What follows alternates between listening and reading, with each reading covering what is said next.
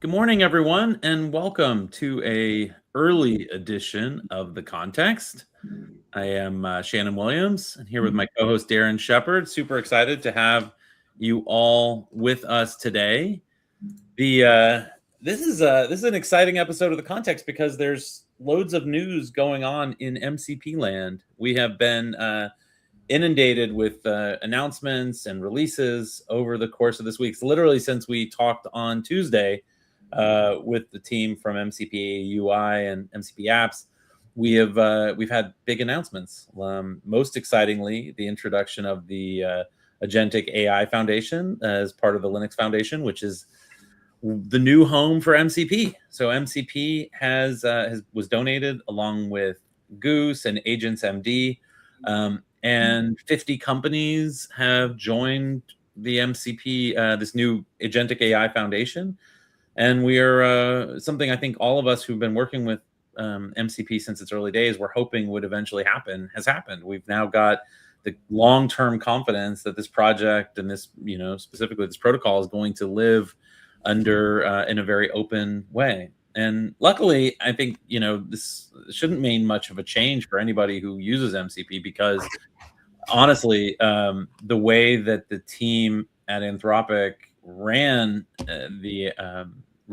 the project has been so open from the beginning and been so welcoming of anyone else who wanted to get involved that I don't think there's anything that's changing. In fact, that was a key message last night.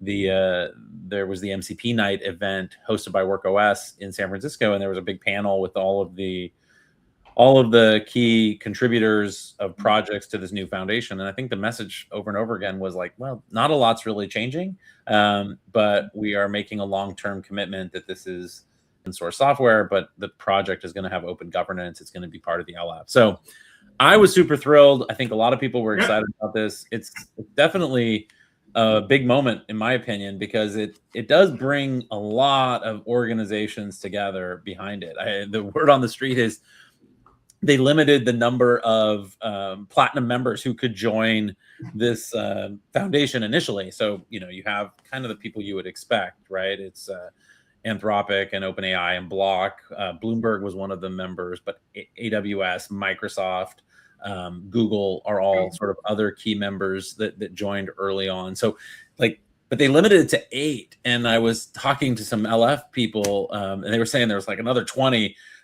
organizations who would have really wanted to sign up at this level. And to be a platinum member, you've got to commit about $700,000 of investment into the foundation. It's like $350K for 2 years. And I thought that was amazing. I was like, wow, that's how much enthusiasm there is really for this space, for MCPs, among the largest companies in the world who want to see it succeed and want to invest in it. So really cool, big night for everyone who's worked on the MCP. And, I think it's worth one more time really congratulating Anthropic on doing something in the open like this and seeing it flow all the way through.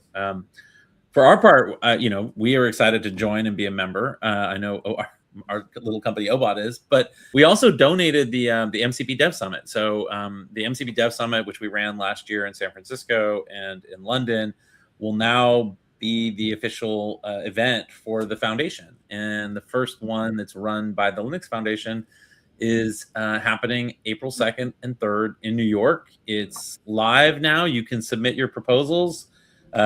We have an amazing program committee that are going to be reviewing them all and putting together a world-class event. And for the LF, they are super excited about this. Their view is this MCP Dev Summit is going to be, their version of the KubeCon for the world around AI. They think that this layer is sort of so instrumental in how it's going to grow that they're just really big believers. So I'm super excited to see this. I think they started selling sponsorships yesterday, and they may have already sold them all. I don't know. Like the word I heard at MCP night last night was they were literally going that fast, that people were on the phone with the LF trying to sign up because there weren't enough. Obviously didn't book a big enough venue for the LF when we booked the Marriott Marquis in New York. So if you do want to sponsor and you watch the context, man, jump on it today. Do not miss out, because I don't think there will be sponsorships left in a week. And more importantly, if you're excited about the space and you've got something you want to show, please submit a proposal to talk. We're going to be reviewing all of these, and it is a pretty fast turnaround. I think we only have about an 8-week window to review talks. So because the LF needs a little more time than we historically needed, the final date, I want to say, is like January 16th. I'll certainly update that by the next time and put it on the slide. But submitting your talks, it's open now. Submit early. We will all be reviewing them. There's 7 of us, a whole bunch of great people, a lot of people who've been on the Context before, people like Tadas from Pulse MCP, Angie from Block, Erica at Alpic are on there, Den Delamarsky from Microsoft are on the panel. It's going to be, I think it's going to be a lot of fun, and I'm very excited to still be involved in trying to figure out the right slots to make this feel like a great educational event for our community. If you're not familiar kind of with the way these talks work, though, they are really meant to be very high level, very technical. So, think about the tracks that we've opened up. Oh, it is on my slides. January 22nd. That's the deadline. But I was just gonna say, there's a sort of a protocols in depth track. There's an MCP best practices track, and there's kind of a security and ops track. So as you're thinking about your talks, try and figure out the right place to put them. All right, with that, the context has been growing like crazy as well. We are continuing the context under the LF. I think we donated it as well. So the context is also staying as part of the foundation event. So we're going to be continuing to leave this wide open. Anyone's welcome to pitch anything. Come join us. Come talk about your product. You can always find our latest information on YouTube, where we kind of post the upcoming events. But we've got some great ones coming. Today's talks are going to be fantastic. We're going to be talking about code mode, and Paolo, he built a Svelte MCP, which I'm super excited to hear about. And then we've got some talks next week. One I'm really excited about is Fred from Alpic is going to be talking about Skybridge, this new ability to build ChatGPT/MCP apps, and very interested in seeing where that goes. And so we'll be diving into a lot of that. Then we're going to have a couple weeks off for the holidays before kicking stuff off back again in January. So come join us and come present what you're working on. All right, with all that, let's talk about today's talk. So we have 2 people with us today. Adam Jones, who is one of the brilliant engineers over at Anthropic and wrote an excellent blog a couple weeks ago about using code execution / code mode. Adam, thanks so much for joining us today. We're very excited to hear from you. You ready to get started? I am, I think. Brilliant. Well, let me swap my slides out and pop yours up there, and we'll get going, okay? Awesome. Thanks for such a great introduction. Yeah, I agree. This seems like a really exciting time for MCP. I feel like it's hard to say this is an exciting time for MCP, because it always seems to be an exciting time for MCP. There's always so many exciting things happening in the community. It does, though, feel like this is a bit of a moment. Like, I do think we're going to remember, like, okay, like that moment right around Christmas in late 25 when this thing jumped and jumped in a big way, I think. Yeah, I'm always waiting for like for it all to come crashing down or something. We're like, like it ended up not working out. And so it's like every single time I get like a little bit maybe this isn't gonna work, then it we jump up just again. So it's like I think this last couple of weeks has been pretty massive in the things that have happened. So it's like it just keeps growing.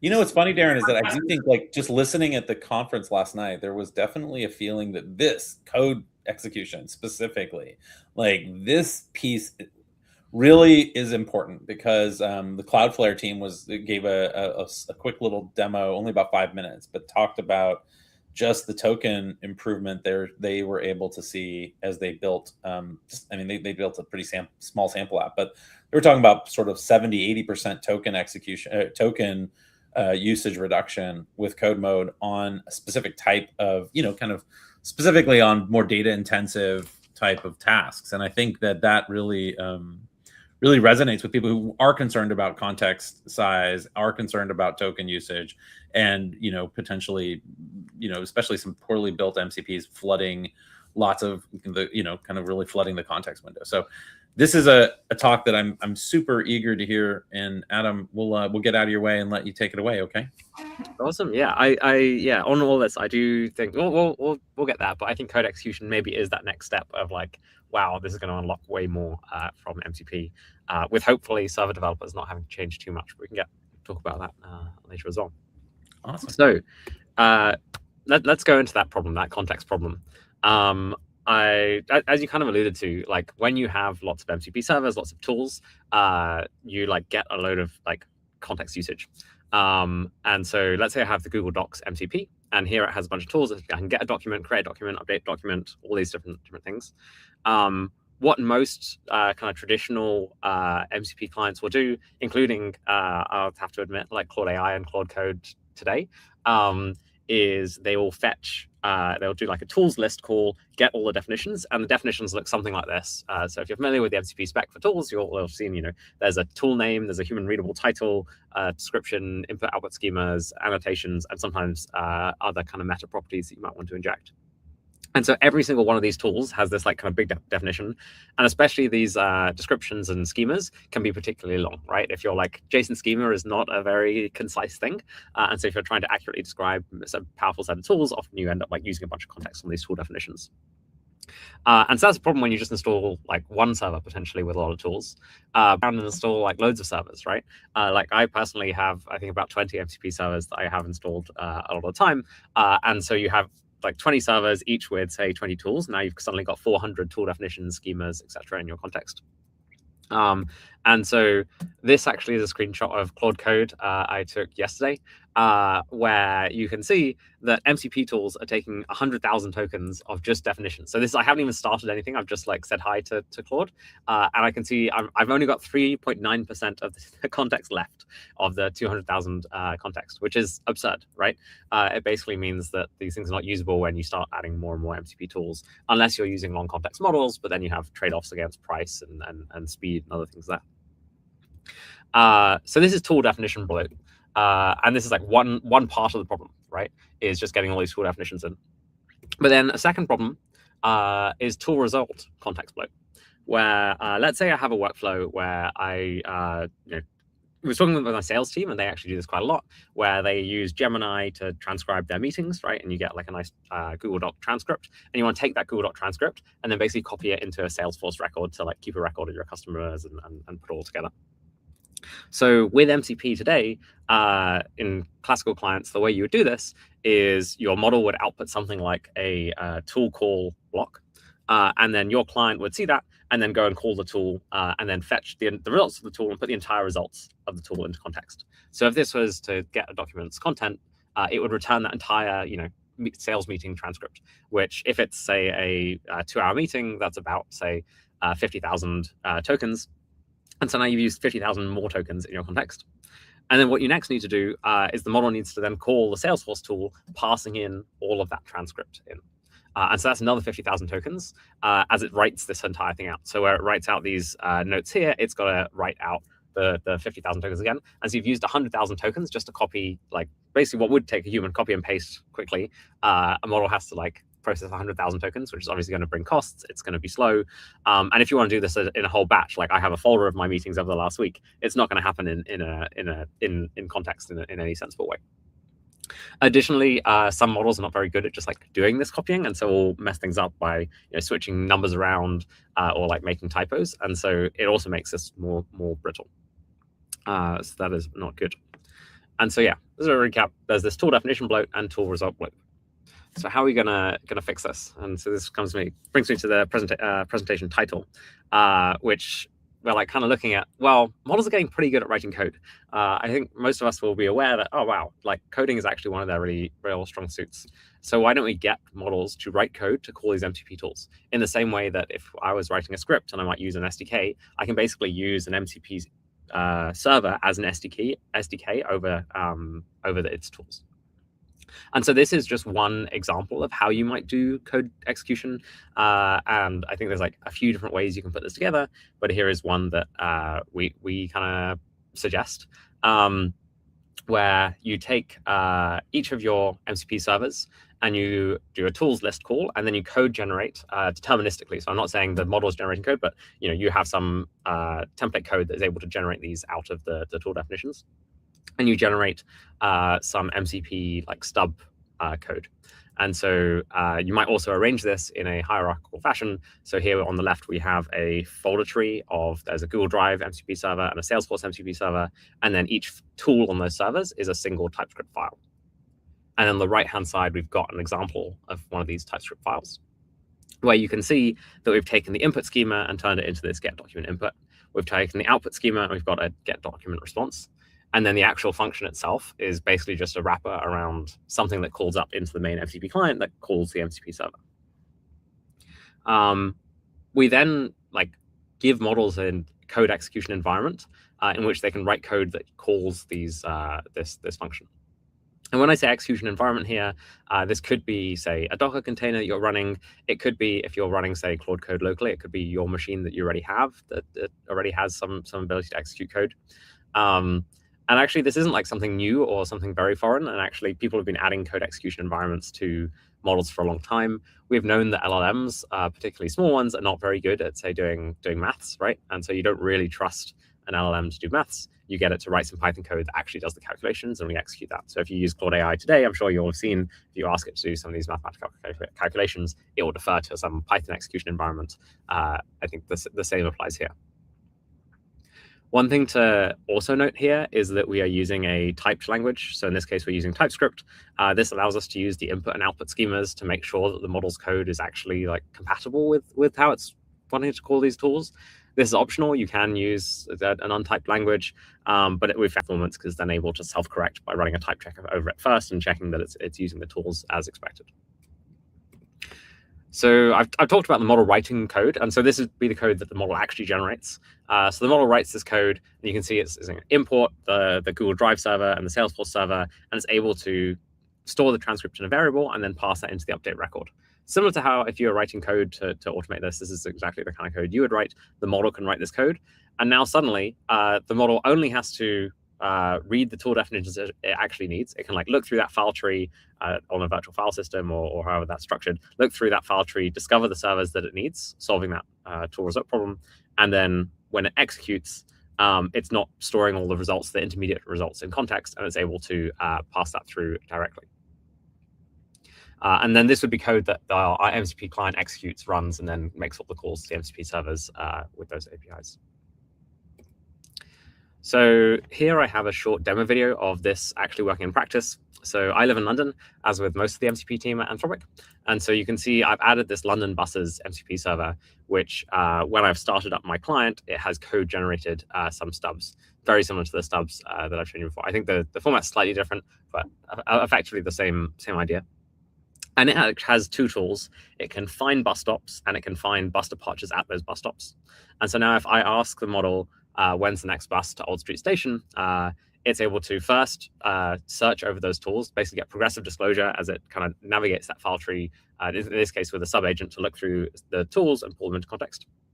And there you see it's running a container execute tool. So rather than calling the bus tools directly, it's able to write this code. So this is the code that it's written.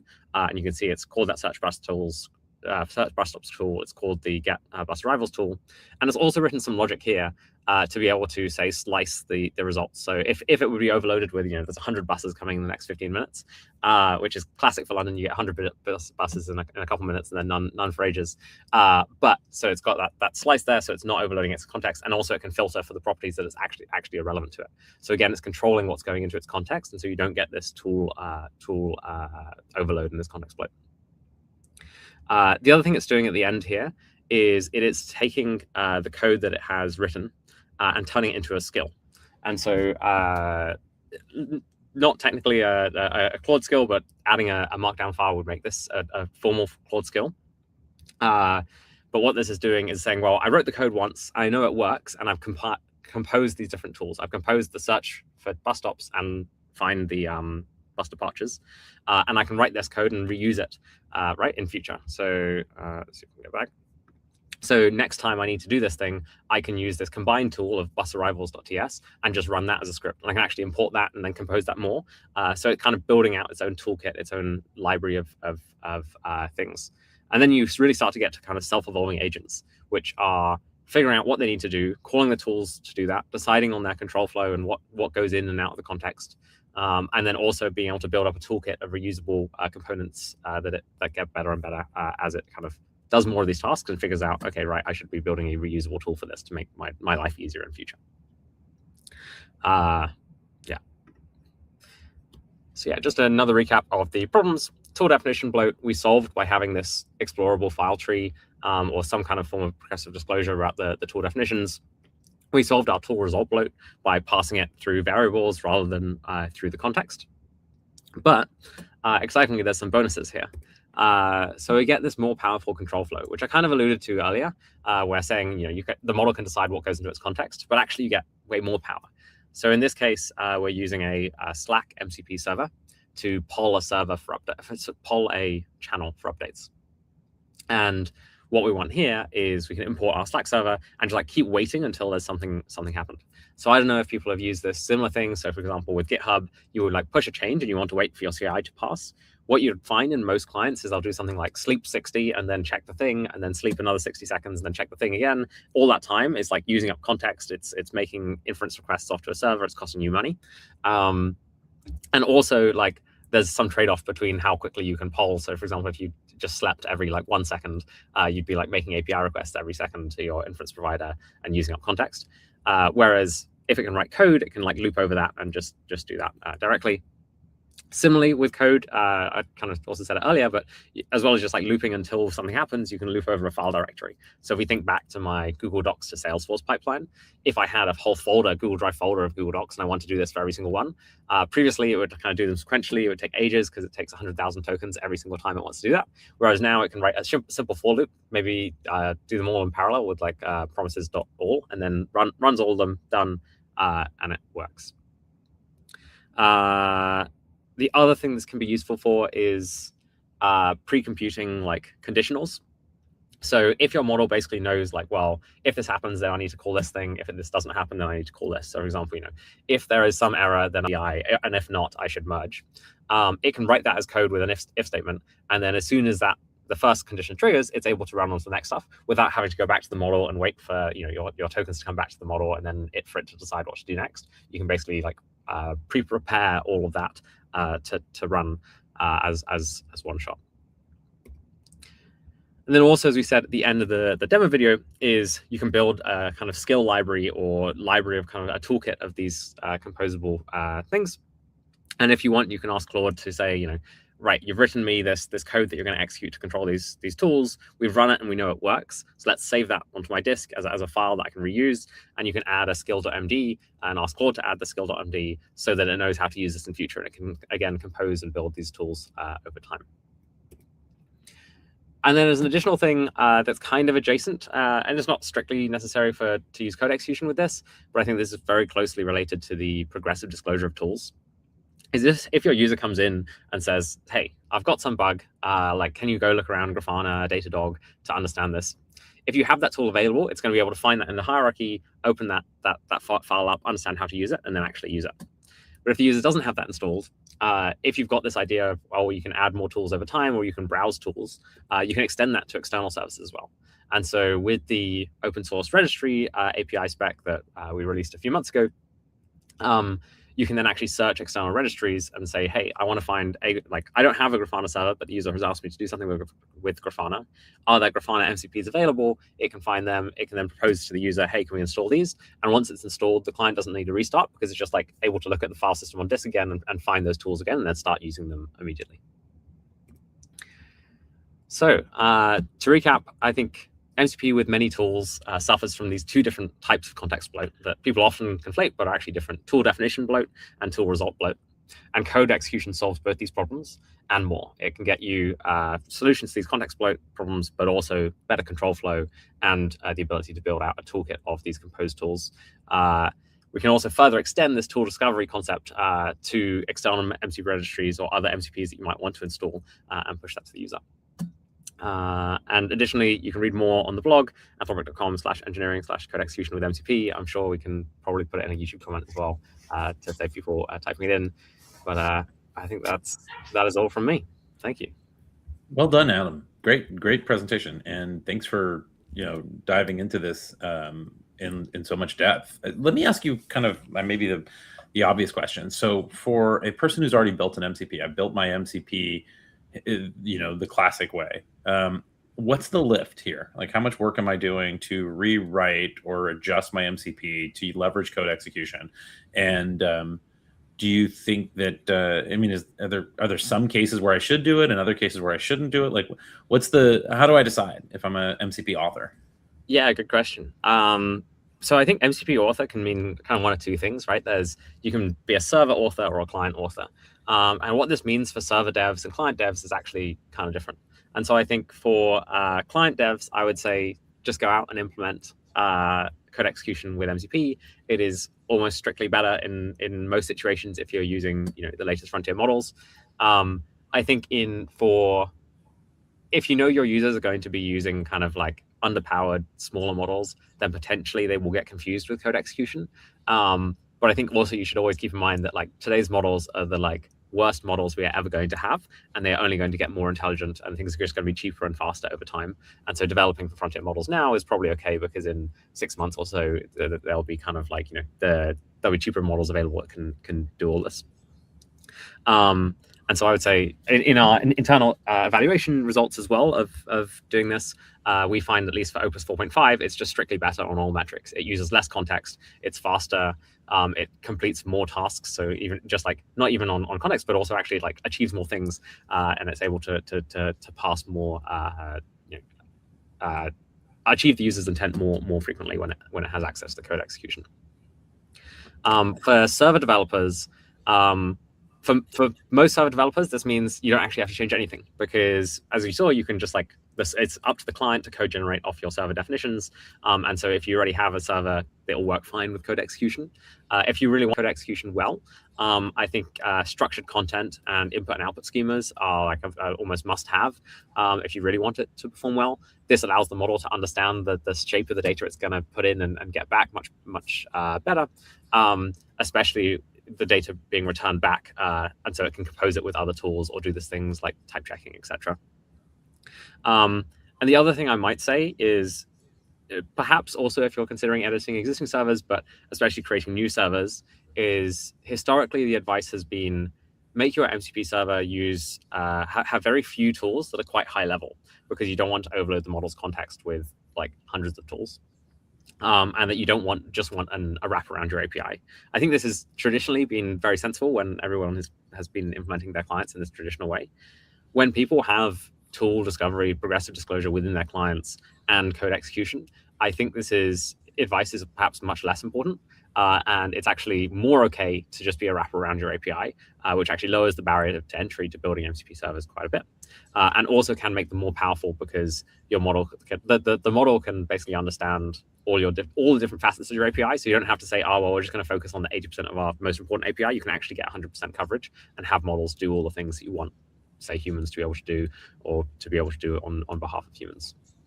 So one logical question that happens is because I've seen this too, where it's like, oh, well, now we can just deal with all these fine-grained MCP servers, because we do see this with organizations that are like, oh, I want to create an MCP server, but they don't know how to do it. If they were to just wrap their API, then they know what to do.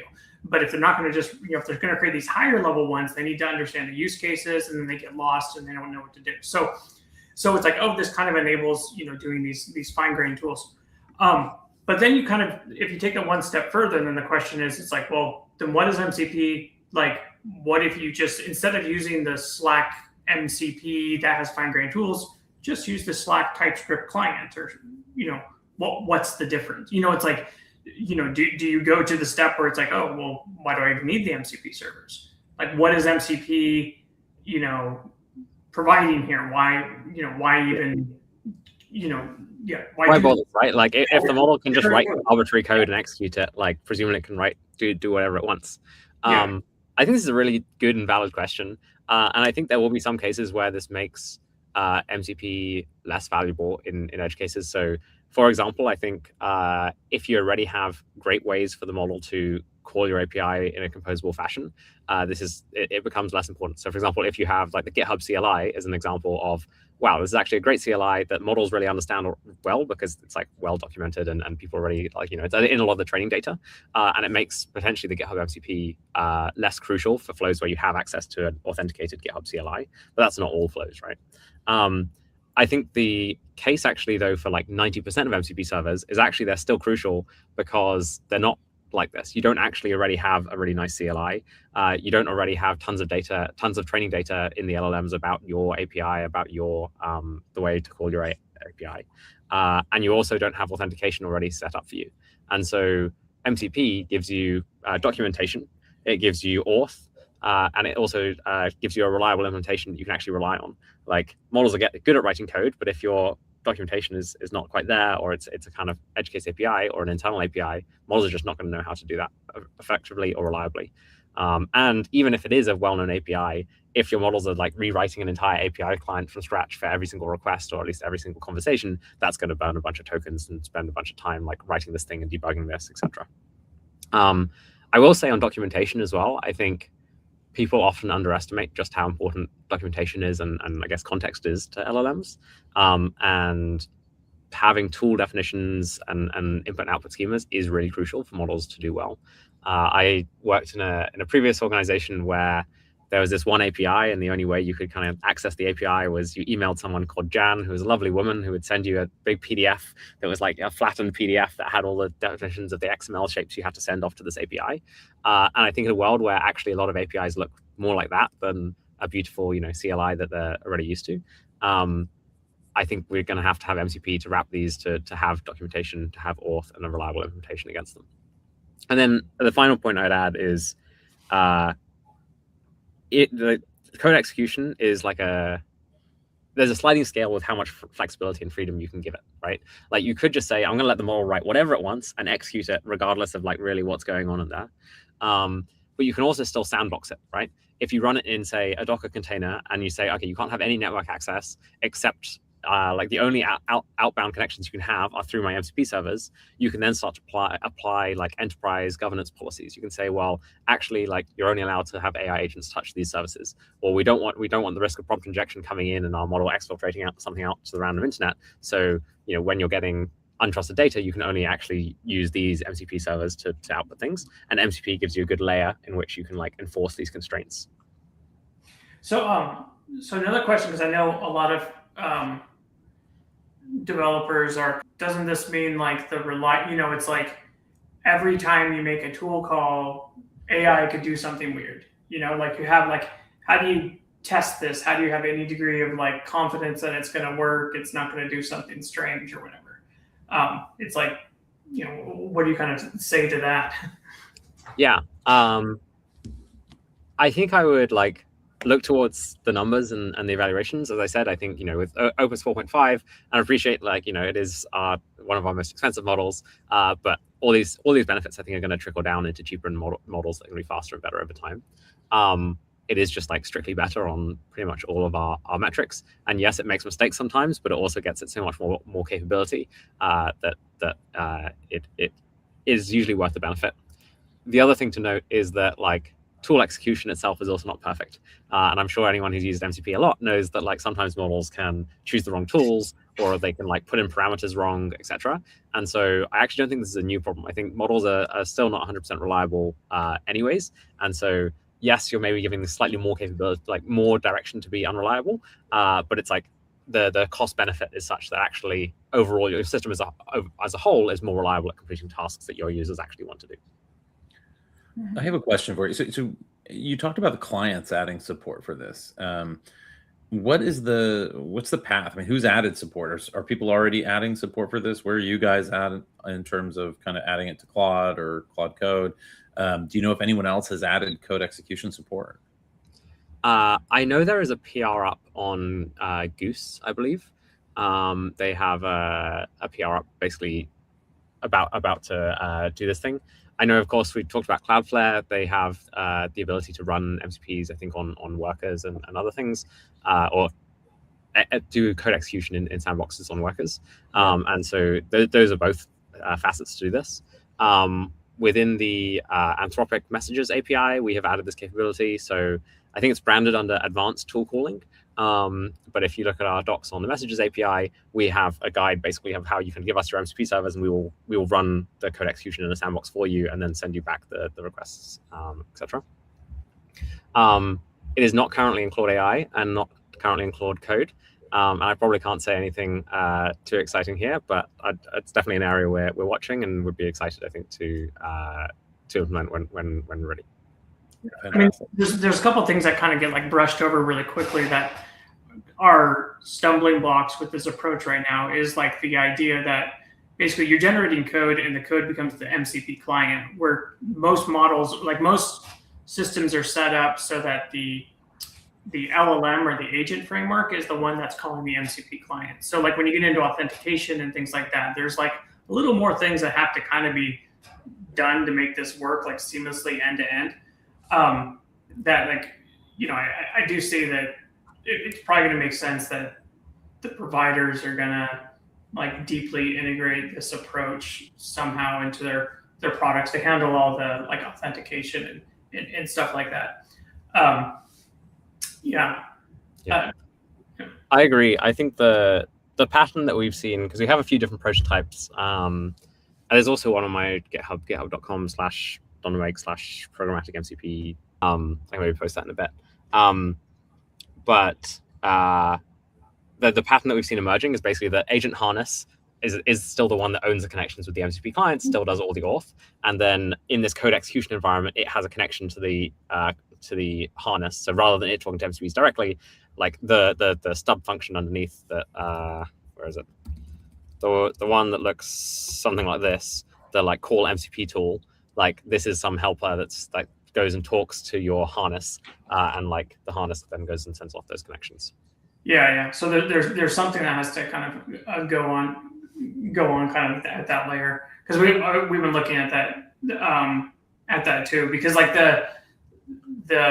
we've been fooling around with the idea of basically creating an MCP server that then just does this pattern.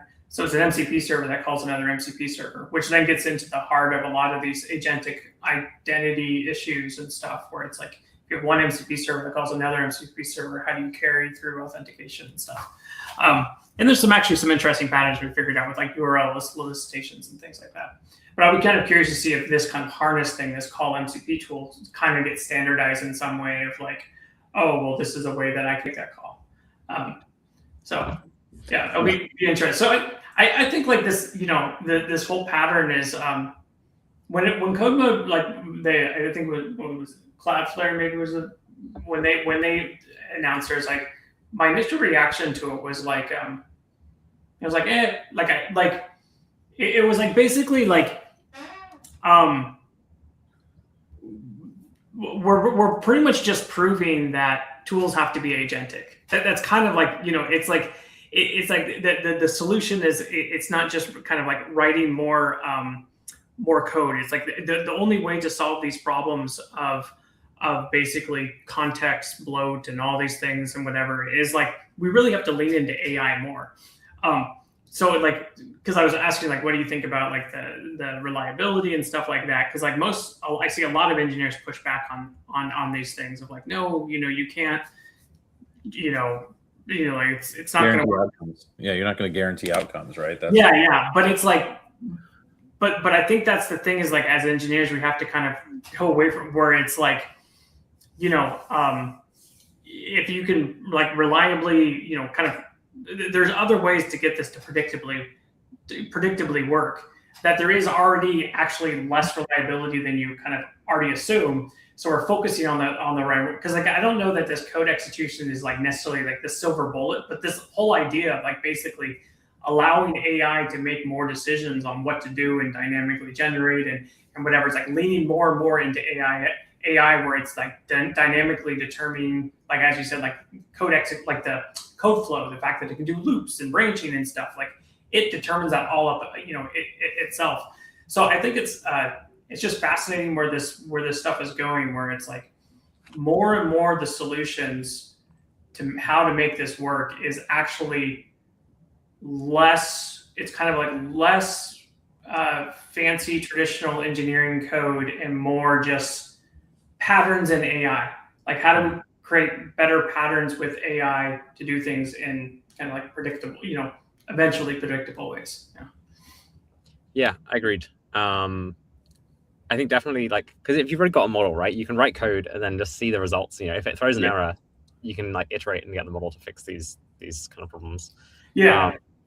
I will say that like you can take this another direction, still with code execution, and actually still push towards the deterministic outputs, more with the kind of like skills thing I was alluding to at the end, where like you get your model to write code, and then like if you wanted to, you could just treat this as production code. You could add unit tests to it, you could code review it, you could like make sure this thing works, and then you start to like build up this toolkit of like more composable tools for your AI systems to use, and like even in some extreme cases, you could like get to the point where, well, like an AI agent has like looked at a whole system, understands how everything goes together, and it's like, right, I'm going to like build all this workflow, right? And like it builds a fully deterministic workflow that you just run. You no longer run the AI. It's just like a full. If you want a workflow of like, oh, copy my Google Docs from this folder to Salesforce, it like writes that code, and now you can just run it without the AI at all. And you've got this deterministic code that you can version control, test, review, etc. I think the thing that always bugs me though is like, because I think what you're saying is absolutely right, but like too many engineers will just immediately go into like, oh no, I wanted to do that, so like immediately generate, like make it deterministic, and then just always use that over and over again. But that's a very difficult problem because like you can basically look at this as it's pretty much JIT. It's like, as this gets more and more evolved, you can say like, oh, having the LLM dynamically generate code and execute is like interpretation, like running in an interpreted mode. And then once you identify certain patterns are being done over and over and over again, then you can kind of solidify that and turn it into. But the problem with like solidifying it is like, it's like, how do you actually know that code that was generated was actually like correct? Like that's the one you really want to like stamp it. So you can do it out of band of like generate the skills once, but like, that only works for that one use case. Like what you would really want, and I think this is where I would say like this would go, is that you get more fancy about like, oh, generate code. And if you observe this also with AI, you get enough like, oh, this pattern is very common. And then you can actually then just kind of use AI to make sure like, okay, well, is the code good, whatever, then solidify that. And then that becomes a hot path, going forward, where it's like, oh, I can just skip the LLM. So it's like, yeah. I feel like we could talk about this for an hour, guys. Yeah. I do think we need to wrap. Adam, thanks so much for coming on and sharing all this. It does seem like we're, the reality is this is going to happen over time as clients add capabilities, as MCPs get rewritten. I hope we'll have you come back and maybe kind of keep talking about this journey, because I do think it's pretty interesting and one that's pretty central to the success of MCPs as kind of the next year goes on.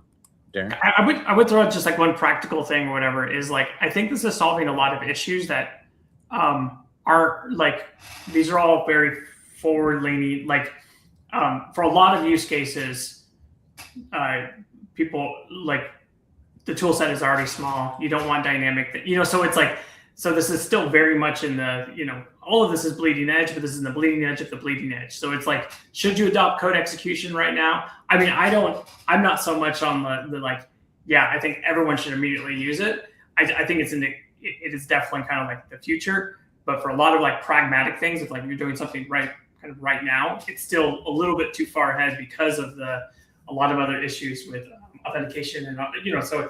But I think it's a very, very, I think it's basically the future, because like tools have to become agentic for all this stuff to work. So, but yeah.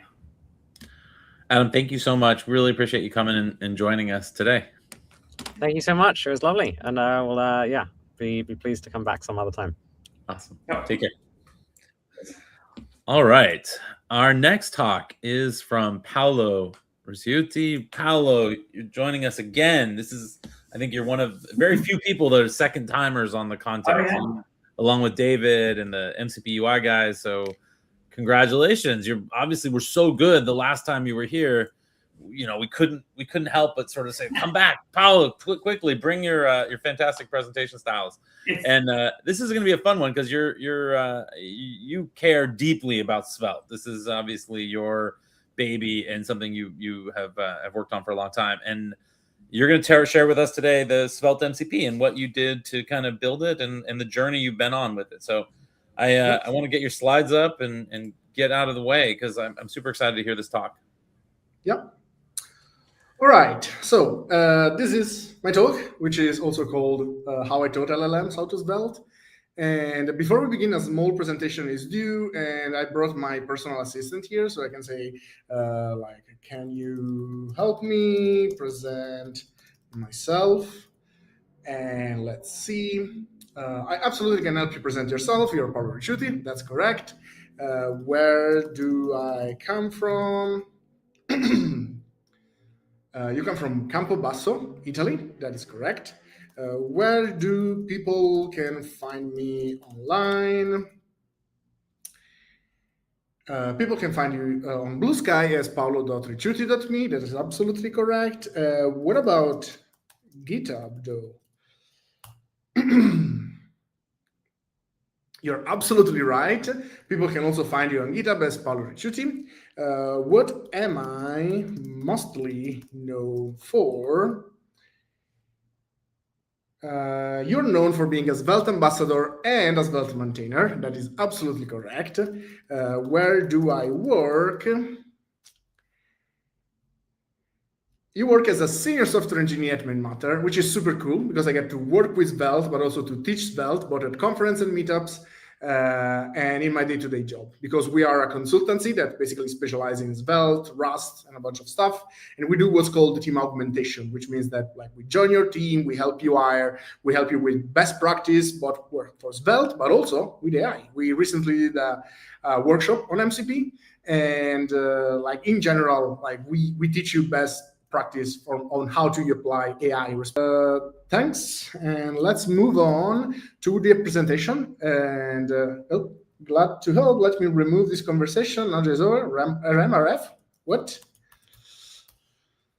Okay, it's broken. It's fine. So as I mentioned, I am a Svelte maintainer, and so I love Svelte. For those that doesn't know about Svelte, this is the homepage of our website. And if we zoom in, we can see that Svelte is a UI framework that uses a compiler to let you write breathtakingly concise components that do minimal work in the browser, uses languages that you already know, HTML, CSS, and JavaScript. And it's a love letter to development. And you can see why. This is a Svelte 5 component, and it's basically comprised of three main blocks. It's the script tag, where you can declare variables with the $state to make that stateful. And then whatever you declare inside the script tag, you find it available in the template part, where you actually write your HTML. And you can see that you don't have to access a variable with .value. You don't have to set it with setCount. It's just a normal JavaScript variable. Style is also an important part of the component, because you can see that I don't need to use classes. I can just do button, because every style tag is it's scoped to the component that is written on. So it's a pretty sweet language. It's the most loved. But if you notice, I had to say this is a Svelte 5 component. And this is also a Svelte 5 component. But the reason why I had to specify Svelte 5 is because there was a big jump between Svelte 4 and Svelte 5 in terms of syntax. So as you can see here, we have initial and save from props. This is how you get a prop in Svelte 5. We have stateful variable count.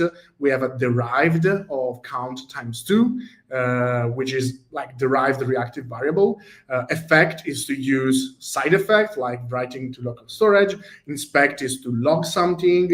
And then we have this on click, which in Svelte 4 looked like this. So as you can see, the syntax is pretty different. You had export let instead of $props, normal variable, and this colon syntax, $color syntax for logging, for derived state, and for side effect, and also on colon click instead of on click. So it was a pretty big change. And who absolutely love big changes? Our future overlords, obviously. So obviously AI is not really a heaven match with big syntax changes. Especially, we released Svelte 5 basically at around the time where LLMs started to gain popularity. And so this was probably the most like the usual AI experience for people that wanted to write Svelte 5 code. And there is a reason for that. So if we have this small, simple graph, this is probably the amount of Svelte 5 code that is out in the wild now, today.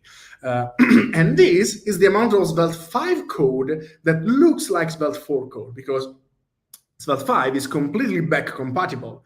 If to this we add the amount of actual Svelte 4 code out in the wild, because obviously not a lot of people can migrate their app, and maybe there's some old project that will never get updated.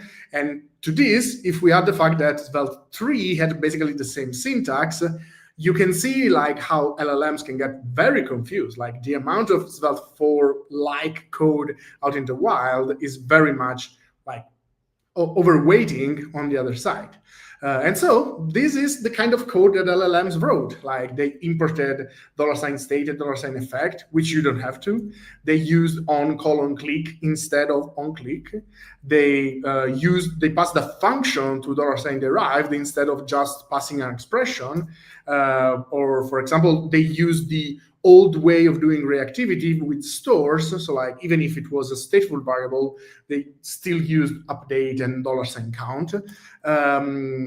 They did this thing, I don't know, like this happened to me, but I don't know where they come from, like the $.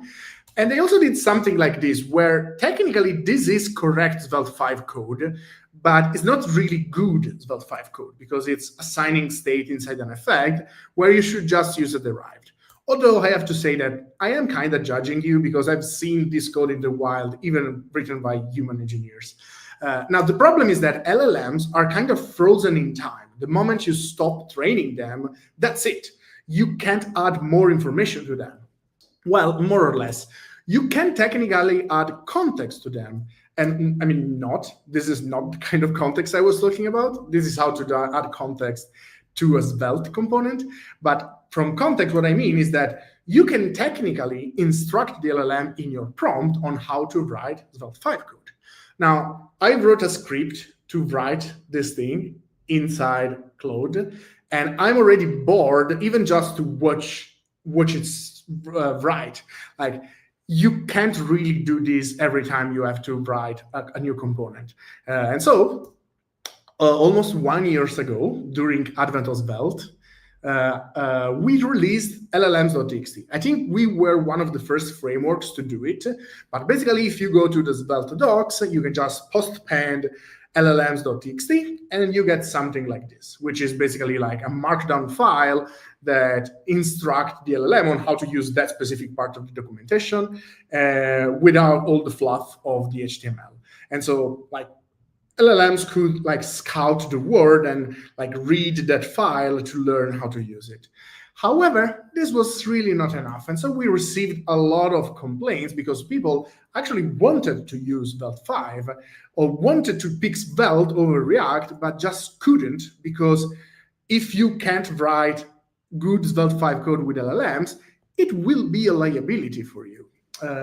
Now, modern LLMs actually kind of solved already the problem. We saw since Claude 3.5, almost the new LLMs kind of solved this problem, but still a lot of people were complaining. And so, like, in the monthly maintainer meeting, we decided like we need to do something about this. What we can do? Well, we actually launched a specific task force to try to solve the AI problem with Svelte. And obviously there were a lot of like ideas floating around, but we quickly realized that a lot of those ideas involved. Now, I don't have to tell you what MCP stands for. It's Model Context Protocol. And in short, it's a way for MCP client like Claude Code or Claude, Codex, CLI, Gemini, Copilot to talk to MCP server like Figma, Linear, GitHub, Playwright, and now even Svelte. And so like this MCP server can either act on the real world, like change, call an API, do stuff, or they can answer back, adding more context to the LLM. And this is basically what allowed me to do stuff like this. Open code, where I asked for the slides that you are actually seeing. And these slides are actually an MCP server. So I can do, can you go to the next slide? And if everything works, yeah, it worked. Now, obviously, I will not do this a lot because that would be the most expensive auto-clicker ever. But at the time, I was a bit skeptical about it. Like, how can a framework have an MCP? Is it just to inject doc? And to be fair, like the initial implementation was exactly that. Scott Spence, which is a fellow Svelte ambassador, did exactly that, and it built an MCP server that served the documentation. And this is basically what most frameworks do. Like they have an MCP server that serves the documentation. Maybe they can serve like your route structure and stuff like that, but that was it.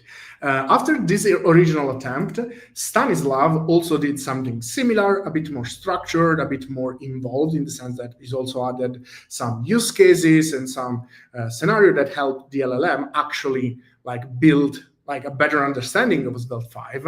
And this was also pretty successful. And so we actually started from his implementation, like we knew that we wanted the docs at least.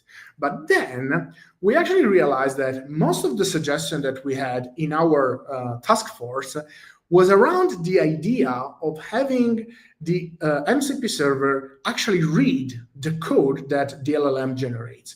And we can actually do that because like Svelte is a compiler. We are pretty good at navigating the user code from a string. And so we said, maybe it could work.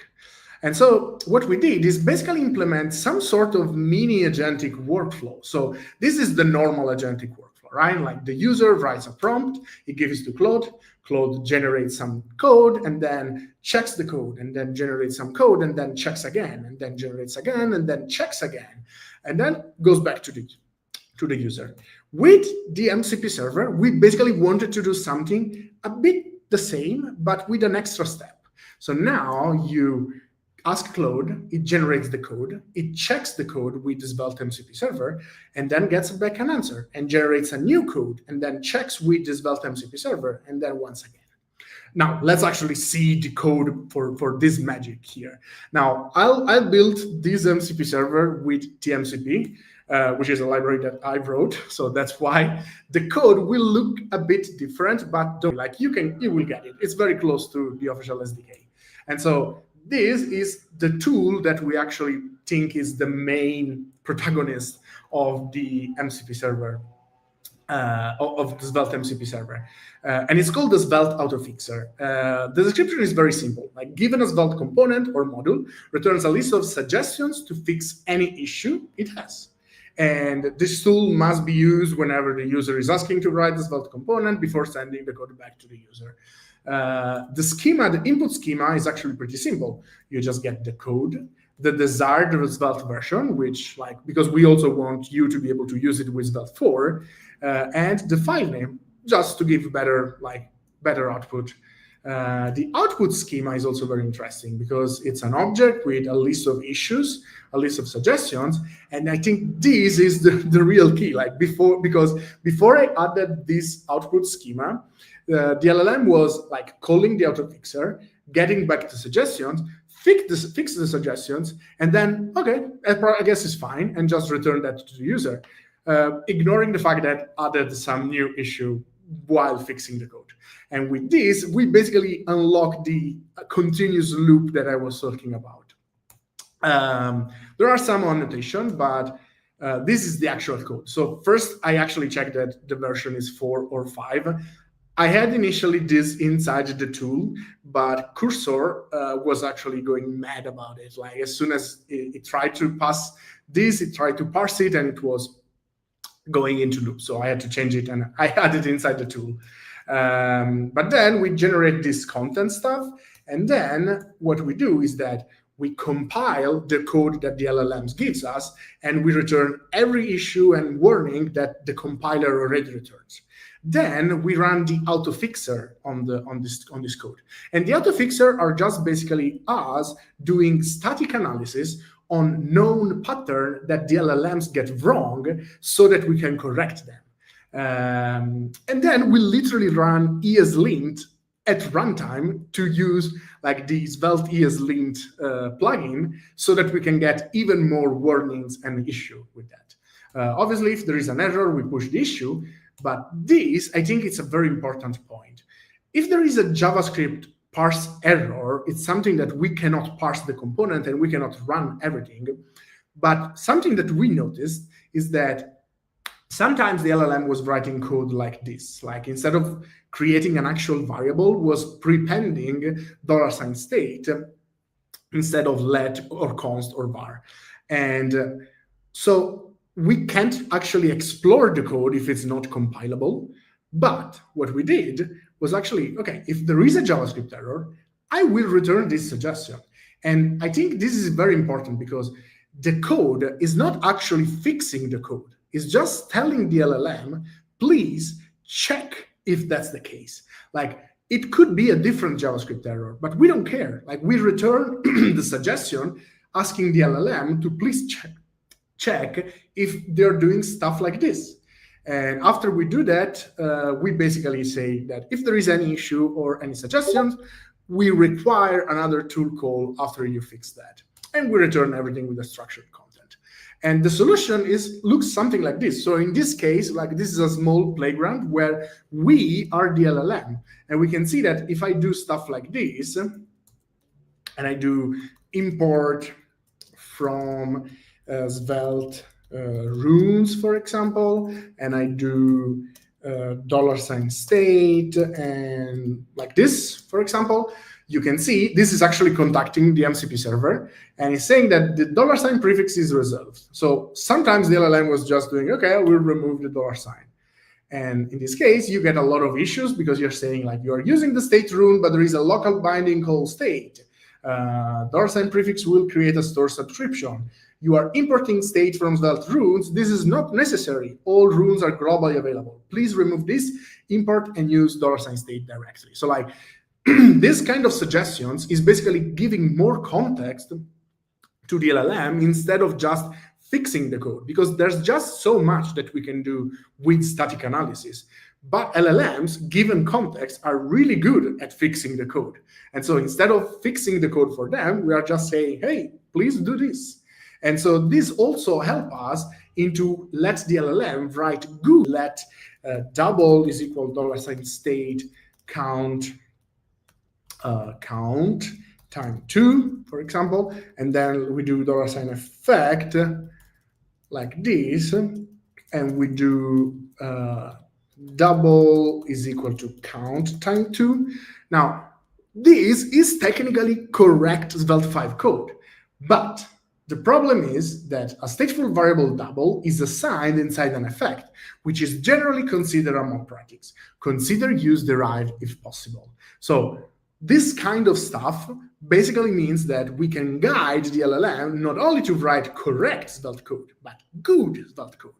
Now, obviously, it's not a silver bullet. So like if you have like less smart model, for example, I tried to run this with Qwen 3 and it got stuck for like 30 minutes. It was just calling the autofixer. The autofixer was saying, you should fix this. And he was just ignoring the autofixer and sending back the code, basically how it was before. So like, it's not a silver bullet. Also this, I found it very funny because this was a chat that I had with GPT-OSS 20 billion. I really wanted a 20 billion parameter to work. And actually, he wrote some decent Svelte 5 code, but when I had a slightly different problem, you can see that, okay, I'm stuck. Let's try another way. Okay, I'm stuck. And in the end, it's just saying, okay, I'm stuck. I'm sorry, but I'm unable to resolve the autofixer suggestion. So the model needs to be smart. But when the model actually gets it, then that's really fine. For example, I've used this Mistral with Mistral 2, I think, or Mistral 3, I can't remember.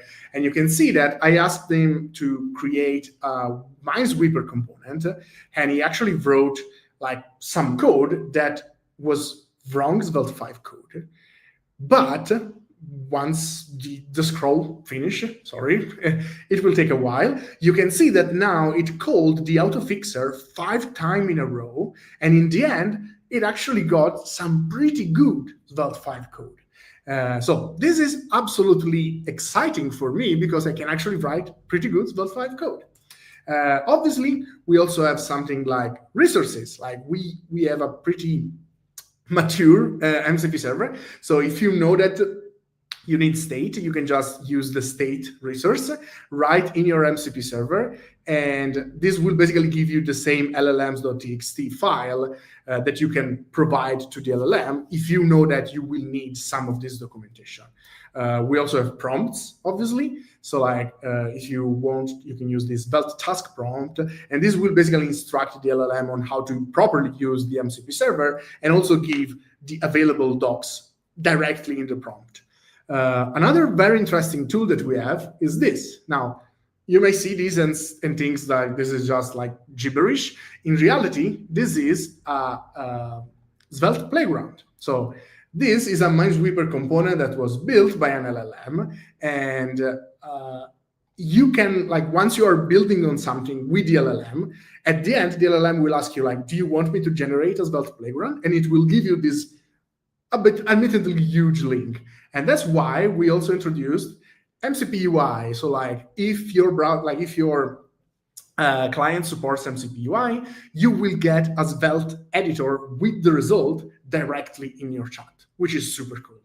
Now to try this, you can just use https://mcp.svelte.dev/mcp for the remote version, or mpx/y-y at svelte.js/mcp to actually run it locally. We are also on the registry, and please, if you have any other issue with LLMs, open an issue because we can probably fix it quite easily. And I guess the only thing left, I don't know if it came true. It's a thanks for watching, by the way. Oh, Paolo, that was fantastic. And really amazing journey you guys have been on. I mean, this has been a year of sort of learning how to get LLMs to work well with Svelte and building ever more powerful MCPs and ever more advanced tools to help. Let me ask you, I mean, do you feel like you're getting to the end state? Like, is this kind of, you know, you're like, this is about as good as I think we're going to get it. Like, we've kind of figured out how to do it? Or do you feel like this is something that's going to continue to improve? I mean, we definitely want to continue improving. Obviously, like, I'm following the whole MCP spectrally because, like, also being the author of the MCP, like, I'm really deep into the protocol. So, like, whenever there's some new toy that we can play with, we try to implement it. For example, we also definitely want to, like, convert the MCP server to a skill so that you can actually use like a cloud skill instead of the MCP if you want. So we are exploring, and obviously we are also right now we are in the process of, because one of the problems is that the documentation can be pretty verbose. And this means that, like, it will bloat your context a bit.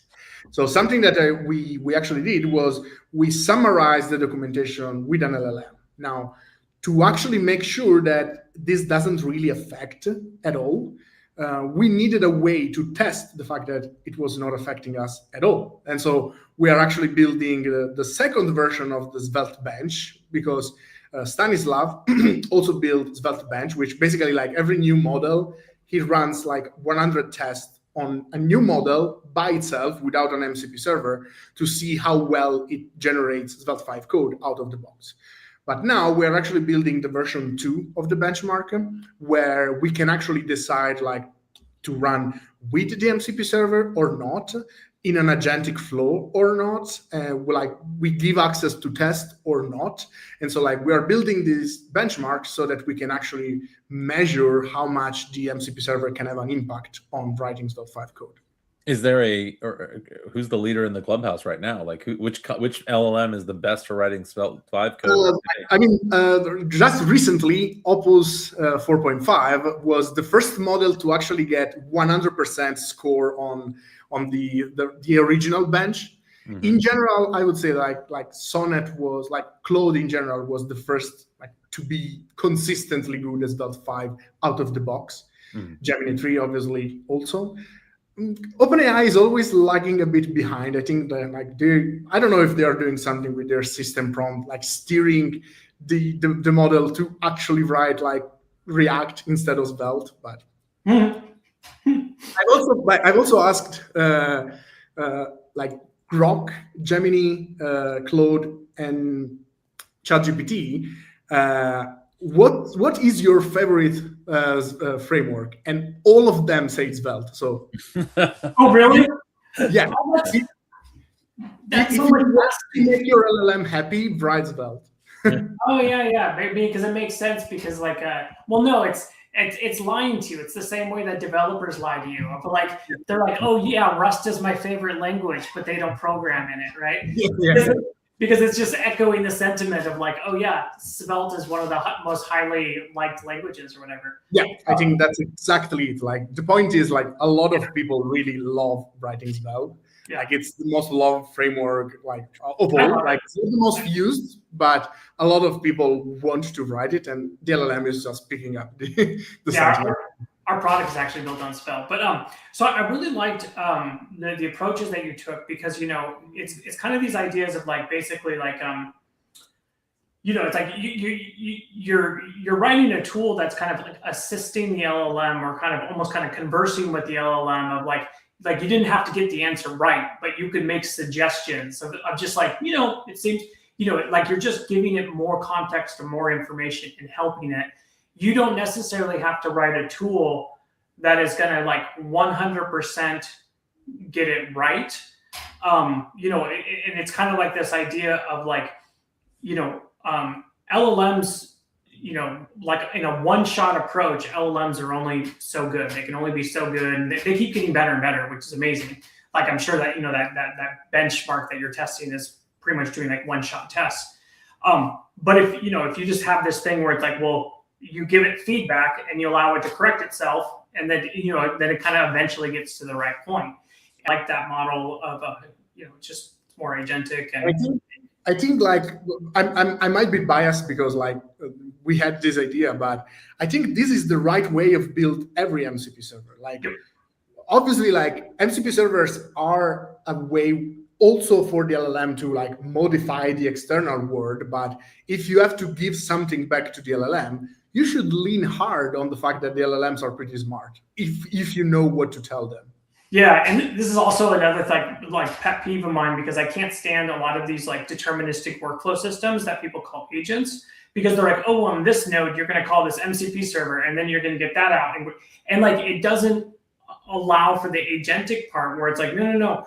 Because there's one of the things we noticed very early, because before MCP, we built this system called GPT script. That it's whatever that it kind of mimics a lot of what MCP does. As we noticed that, it was like, oh well, if the LLM screws up or like if it gives the wrong arguments or whatever, just tell it that it messed up and then it fixes itself. So like it doesn't matter so much. It's like if you just allow it to fix itself. So it's like, kind of accepting the fact that, LLMs aren't perfect, just the same way as humans aren't perfect, but we eventually get to the right place. I think like this is probably like the engineer part of our brain that is craving for that deterministic way of doing stuff.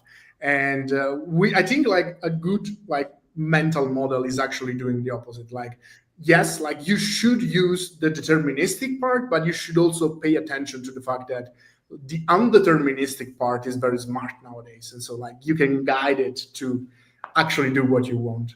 Yeah. I mean, I think as engineers, we love, that's why we got into programming, and, so much of us is like, kind of like that very specific outcome. But, programming with AI, I think is really, it's almost more like dealing with people. It's how do you accomplish things with people? So if you think like, well, what would I do with how would I interact with the person, or how would I structure a team, or whatever, it usually ends up being the better solutions for AI.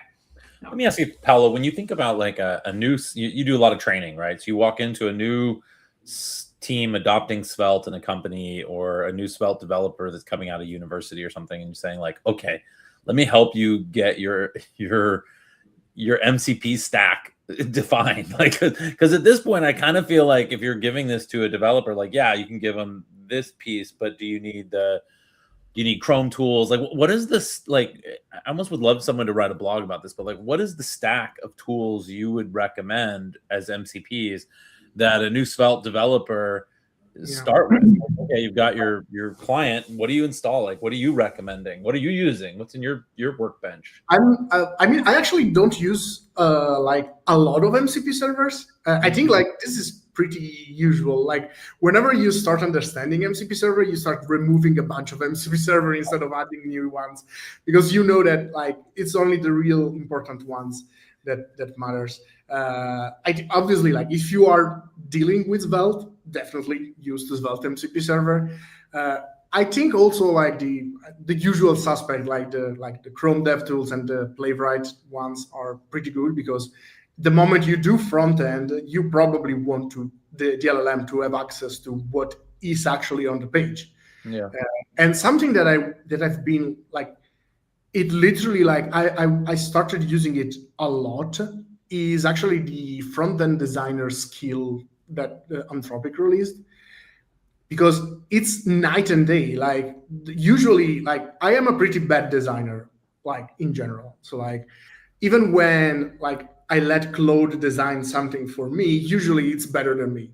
But with the front end design skill, it really step up a notch. Like obviously, that is really only like if you have a designer at your company, you don't need that, because the designer will tell you how to do your page. But for personal projects and stuff like that, it's very like we are running the advent of Svelte even this year. Last year we did basically like a new release every day with a new feature. Like it was super fun, but also exhausting, because in advance, like to get everything. Okay, we need the 24 features to release and stuff like that. And it was very fun, also for the people receiving them, obviously. But instead, this year we are doing like education. So like every day we release a new like every day we release a new video, an instructional video about Svelte, everything that happened in the last year, and it's helping me a lot, because like obviously if you are building a demo, like you don't care too much about the code and the design being in line with the rest of your product and stuff like that. But like being able to spin up like good looking demos in a snap, it's very nice. Very cool. So go ahead, Darren. One I more. was just as much as we talk about MCP and how great MCP is, I'll be perfectly honest. In development, I don't use a single MCP server. Never. Good. No, not a single one. Yeah, like it's very, very hard for me to find like specifically for development, because like Claude Code and those things are so good that like yeah, it's like the generic set of things that it already has available to it are pretty much good enough, which is because it has access to the CLI. Yeah. So I don't use a single MCP server.